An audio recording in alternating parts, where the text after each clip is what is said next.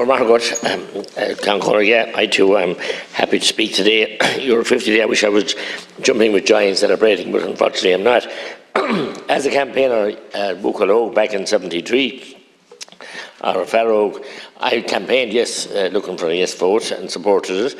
And it was, we did join, and we had many benefits. And we indeed, part of the slogans at the time for 72 referendum was, you know, the membership was a key guarantee that side that would be benefits for farmers. And we have had many benefits for farmers.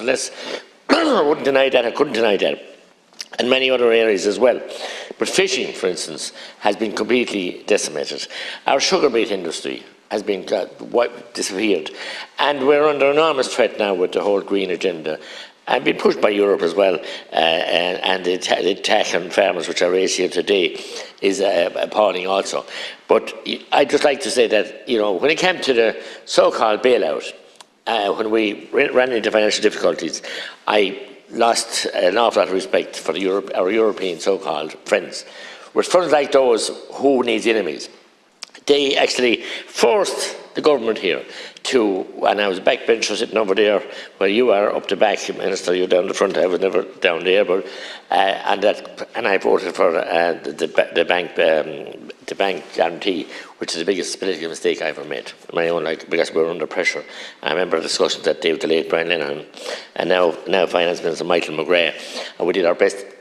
But the so-called bailout, and I call it a clean-out. That's what it was. The ECB, having allowed, German, French, and many others banks invest huge money in here, and bondholders, massive monies in here.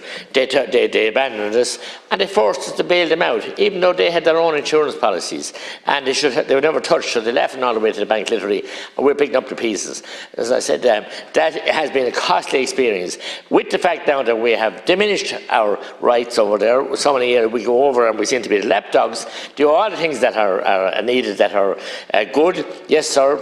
Aye, sir. 3 bags full, sir. That's what I see coming back from Europe, and we come back with very bad deals. I know Deputy Collins will speak more strongly about the fishing industry, which has been wiped out, been decommissioned, paying people to dismantle, as we did with the sugar factory. We had 4 sugar factories, now we've none, and importing sugar from all kinds of countries now at the moment, as we're importing peat, as we're importing wood chip and everything else. It's a sheer act of madness, and it's totally unacceptable.